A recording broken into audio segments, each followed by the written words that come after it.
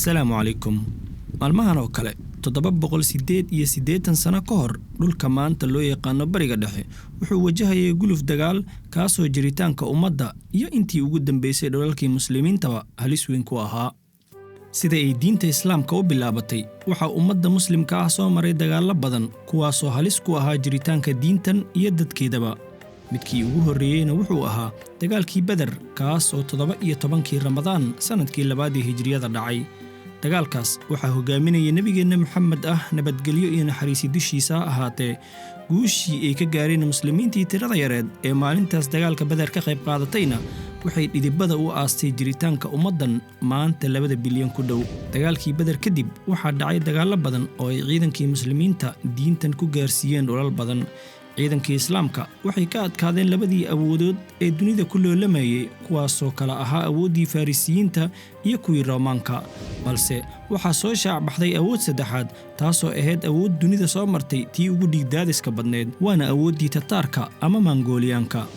si aan wax uga ogaano cidii ay Tataarku ahaayeen, waxaan istultaag aan badnayn ku samayn doonaa aasaaskooda, dagaaladii ay galeen iyo waliba magaalooyinkii ay dhulka la simeen. sanadkii 602 Hijriyada kuna beegneed 1206 miilaadiga waxa boqor ka noqday dhulkii Mongolia nin la oran jiray Genghis Khan, kaasoo dunida maanta uga diiwaan gashan ninkii aasaasay boqortooyadii ugu gabood fallada badneed dunida inta la xasuusto. Genghis Khan waxa uu ku guuleystay inuu isku aadiyo oo uu mideeyo qabaa'ilkii Mongooliyaanka ahaa, wuxuuna 5 sano kadib duulaan ku qaaday waqooyiga China, wuxuuna bilaabay inuu cagta mariyo boqortooyadii Jin Dynasty. Genghis Khan waxa uu ballaariyay dhulkii Mongooliyaanka maadaama uu diris la ahaa dhul ay maamulayeen dawlad dadkeedu ay muslimiin yihiinna, wuxuu isku dayay inuu ganacsi la sameeyo, balse boqor Shah Muhammadkii labaad oo dawladdii Khawaarismiyiinta boqorkooda ahaa ayaa amar ku bixiyay in la laayo ganacsato Mongooliyaan ahayd oo ku sugneed magaalada Otrar, kuwaas oo looga shakiyay inay jawaasiis ahaayeen. sanadkii 614 Hijriga oo ku beegneed 1218 miilaadiga, Genghis Khan wuxuu ergo u diray dawladdii Khawaarismiyiinta ee ka talinaysay dhulka maanta loo yaqaan Iran, Afghanistan, Uzbekistan iyo bartamaha Aasiya, balse Khawaarismiyiinta ergadii ka socotay Tataarka waa ay laayeen. in ergada la laayana waa astaan muujinaysa dhiilo dagaal.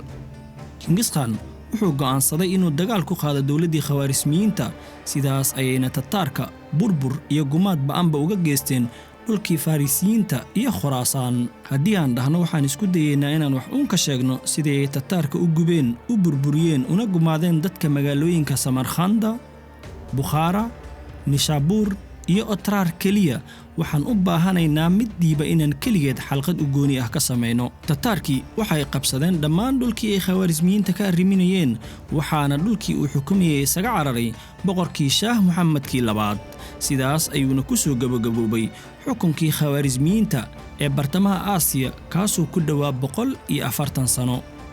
9 sano kadib duulaankii ugu horeeyay ee Tataarka dhulkii muslimiinta ku qaadeen waxa geeriyooday boqorkii Mongooliyaanka ee Genghis Khan, balse duulaankii iyo dhulbalaarsigii Tataarka ee ka dhanka ah dhulkii ay muslimiinta maamulayeen halkaas kuma ekaan. geeridii Genghis Khan kadib waxa boqortooyadii Mongooliyaanka la wareegay Ogaday Khan oo ahaa mid ka mid ah 4 wiil ee ugu caansaneed wiilashii uu dhalay Genghis Khan. Ogaday wuxuu isagu go'aansaday dhamaystirka gulufkii dagaal ee dhulka China iyo bariga Yurub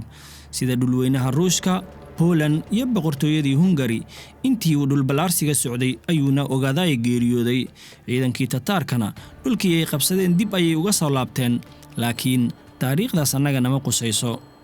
inkastoo ay Tataarku gacanta ku hayeen dhul ballaaran oo ay ka mid yihiin waqooyiga China, dhulkii ay Khawaarismiyiinta ka talinayeen ee Khuraasaan, Faris iyo bartamaha Aasiya, waxa ay Tataarku go'aansadeen inay isku sii ballaariyaan dhulkii muslimiinta, waxaana amar lagu siiyay Hulagu Khan oo ahaa wiiluu awoow u yahay odagii Genghis Khan ahaa ee dagaalka ku bilaabay dhulkii muslimiinta. Baghdad, magaalada ilbaxnimada, sayniska, afafka, gabayada iyo waliba diinta oo ahayd caasimadii Islaamka oo ay ka talinayeen dawladdii Cabbaasiyiinta oo dhulka Shaam xukumaysay muddo 500 oo sano ah, ayay Hulagu iyo ciidankiisii Tataarka go'doomiyeen. bishii safar sanadii 656 hijriyada kuna beegneed Janaayo 1258 miilaadiga 2 sano uun ka hor dagaalkii Caynu Jaaluut waxay ciidankii Tataarka bilaabeen inay burburiyaan dhammaan difaacyadii iyo biyo-mareennadii magaalada Baghdad isla bishii xigtay ee Febraayo ayayna caasimadii dowladdii Cabbaasiyiinta ee Baghdad gudaha u galeen laakiin waxaad isweydiinaysaa sidii dowladdan oo xukunkeedu jiray muddo 500 oo sano ah si sahlan caasimadeeda inta loo go'doomiyo difaacyadiina loo burburiyo gudaha loogu galayaa